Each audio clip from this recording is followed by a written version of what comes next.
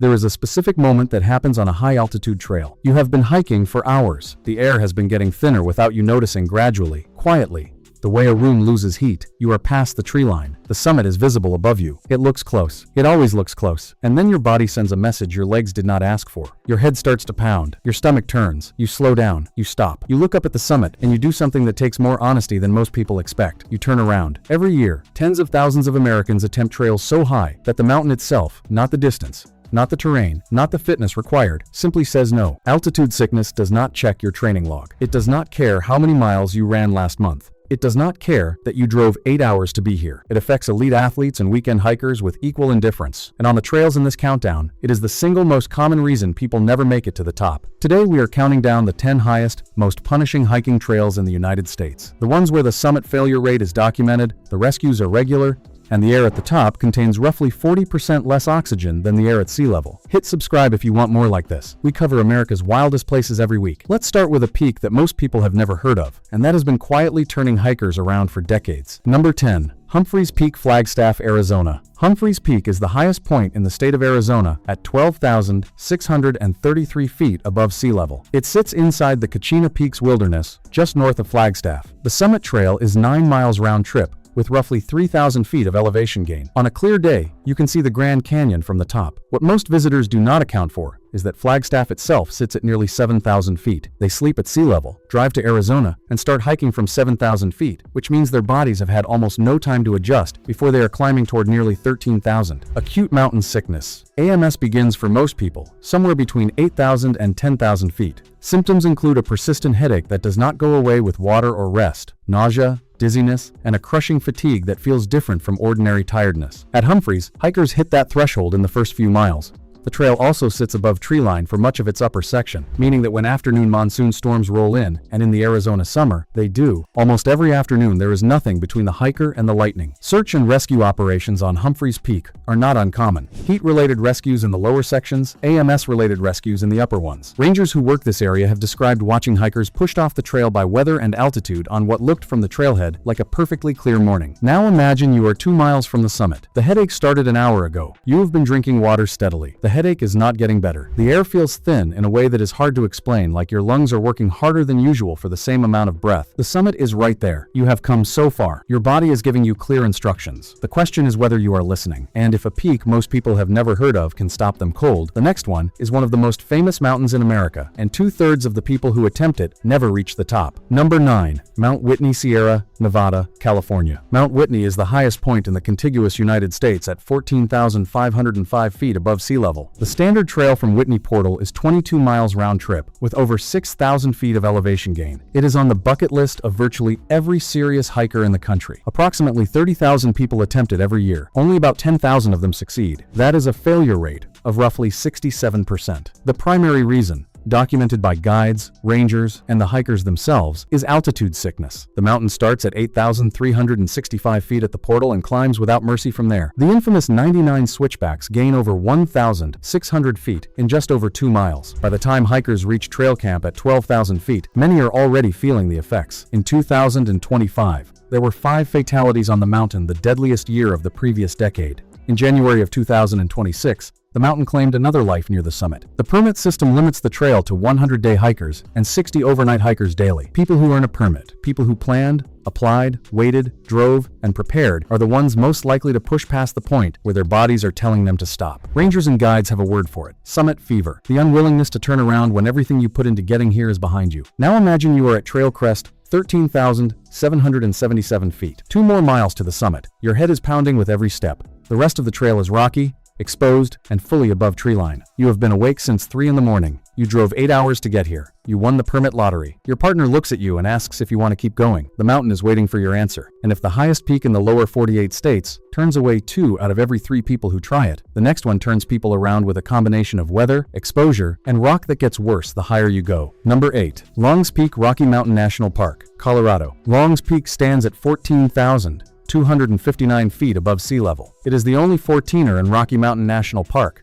It is visible from Denver and Boulder. You can see it from the city, which is both the reason it is so popular and the reason it is so dangerous. Longs Peak is the 14er with the highest failure rate in Colorado. More than half of the 15,000 to 20,000 people who attempt it every year do not reach the summit. It is also the deadliest 14er in the state, with over 70 confirmed fatalities since records began in 1915. The keyhole route. The standard non-technical approach is 15 miles round trip, with nearly 5,000 feet of elevation gain. The National Park Service does not classify this as a hike. It calls it a technical climb and recommends helmets. Beyond the keyhole, hikers traverse the ledges, the trough, the narrows, and finally the home stretch, a steep granite face that requires all 4 limbs to ascend. A sign at the boulder field reads, "A trip, slip, or fall could be fatal. Rescue is difficult and could take hours or days. Self-reliance is essential. Most serious accidents happen on the descent. Exhausted hikers make small errors of footing on exposed terrain." In October of 2016, a 61-year-old hiker slipped on ice on the home stretch and fell to his death. His body required a long-line helicopter recovery. Afternoon thunderstorms arrive with near-daily regularity in summer, and the local rule of thumb is to be off the summit by 10 in the morning, which means starting before 2 in the morning, in the dark, with a headlamp. Now imagine you have been hiking since 2 in the morning.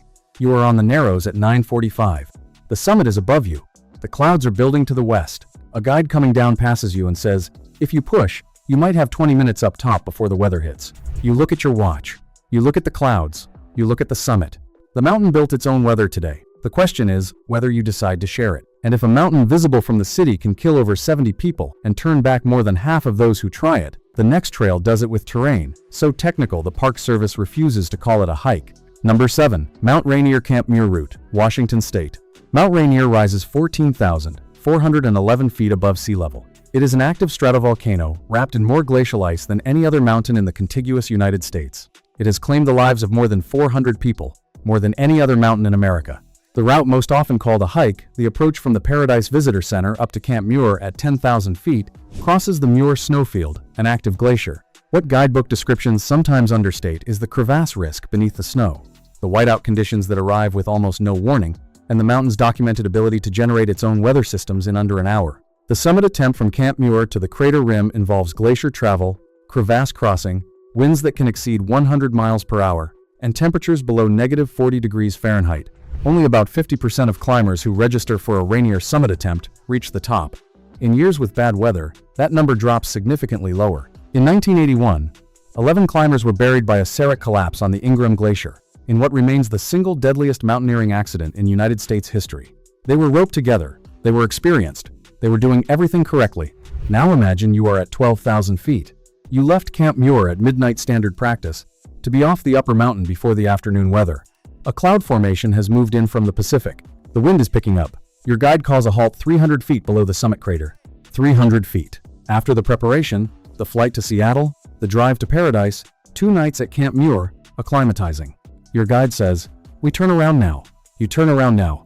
And if a volcano that stops half its climbers cold is one kind of reckoning, the next trail has a failure rate driven not by altitude alone, but by a wall of stone that simply runs out of options for the unprepared.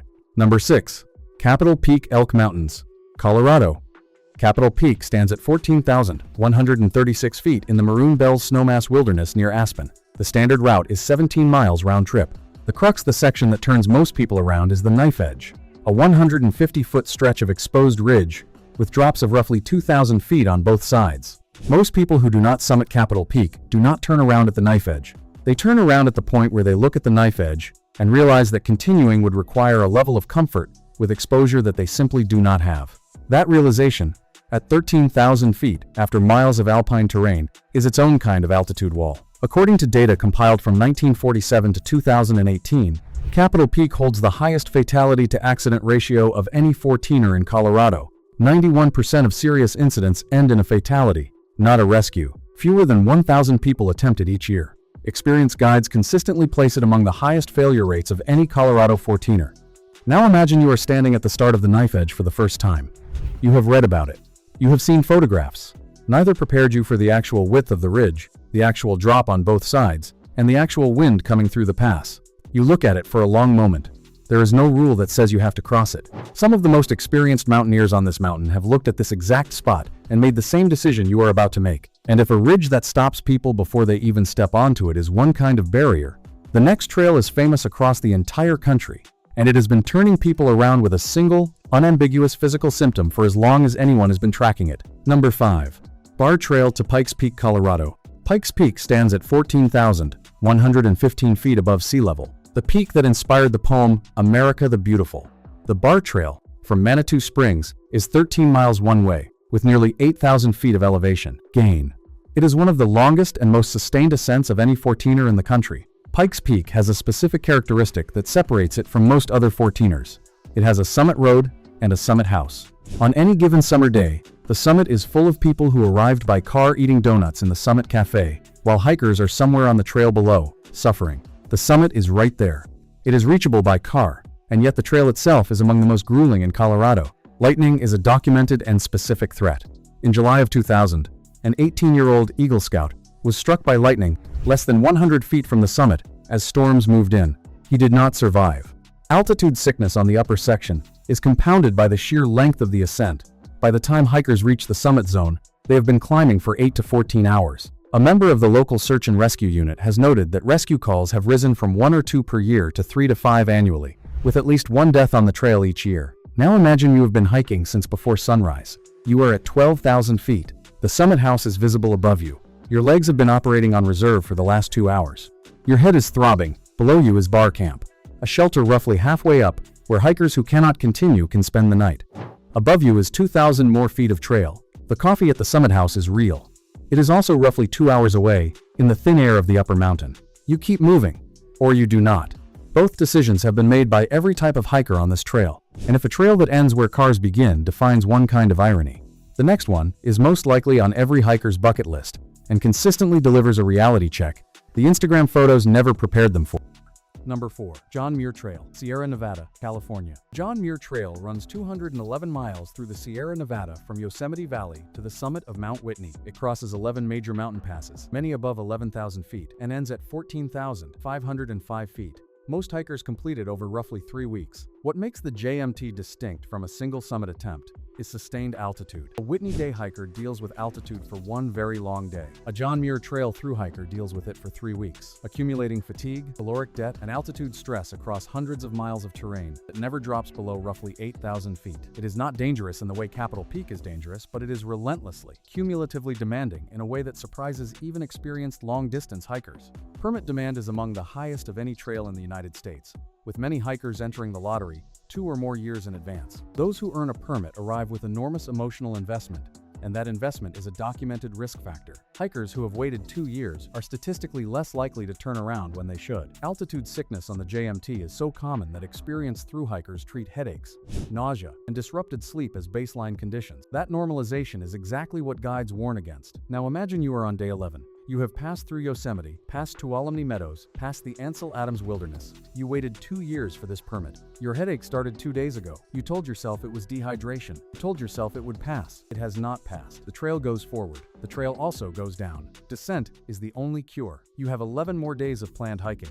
You are 2 years in the making. And if a trail that takes 3 weeks delivers its altitude challenges slowly, the next one sits in a place so remote that when things go wrong, there is no shorter walk out. Number 3. Mount Foraker, Denali National Park, Alaska. Mount Foraker stands at 17,400 feet above sea level. It is the second highest peak in Alaska and the third highest in the United States. It sits roughly 14 miles southwest of Denali and is one of the least attempted major peaks in the country. In 2024, 27 climbers registered to attempt Mount Foraker's summit. The number who reached the top, 0. A summit success rate of 0%. That is not a typo. Not one of 27 registered climbers on Foraker that year made the summit. Foraker is not famous the way Denali is famous. It is simply a 17,000-foot mountain in the Alaskan wilderness that requires expedition-level logistics, glacier travel, full mountaineering equipment, and the acceptance that rescue, if needed, may not come in time. The Alaska Range is one of the most meteorologically volatile mountain ranges in the world, and Foraker's position relative to Gulf of Alaska storm tracks makes it vulnerable to multi-day weather events that pin climbers in their tents for a week or more. Altitude at this elevation reduces available oxygen to roughly half of what is present at sea level, and conditions like high-altitude pulmonary edema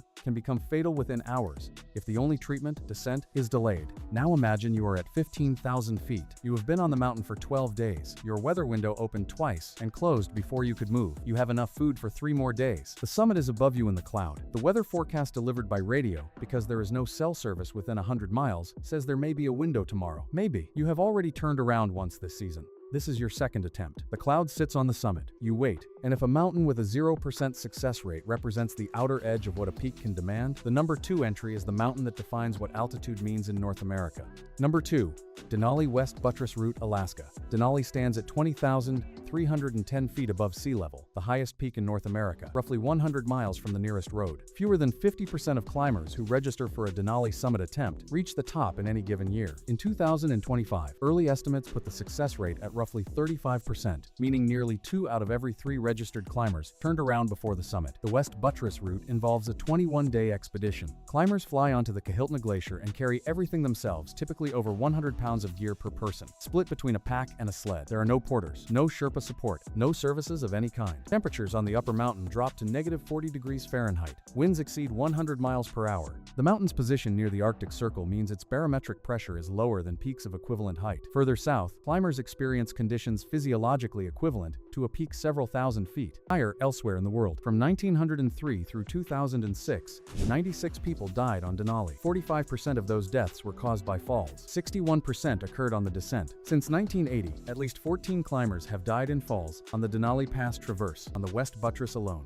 Now imagine you are at 17,200 feet. It is your 16th day on the mountain. You have been waiting at high camp for 4 days for a summit window. Your food situation is becoming a calculation. The window arrives. Your guide says, "We go tomorrow at midnight." You do not sleep. You lie in your tent and listen to the wind. At midnight, you put on every layer you own. You rope up. You start moving towards something you cannot yet see. Roughly 1 in 2 people who have stood where you are standing right now have not made it to the top. You take the first step. And if North America's highest peak turns away nearly half of its climbers after 21 days of effort, the number 1 entry covers the final section that defeats most of them, 3,000 feet above high camp, where the mountain becomes something else entirely. Number 1.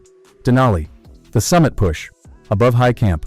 We stay on Denali for the number 1 position, not to repeat ourselves, but because the final push from high camp at 17,200 feet to the summit at 20,310 feet is categorically different from everything below it. Below high camp, Denali is an expedition. Above it, it is something else.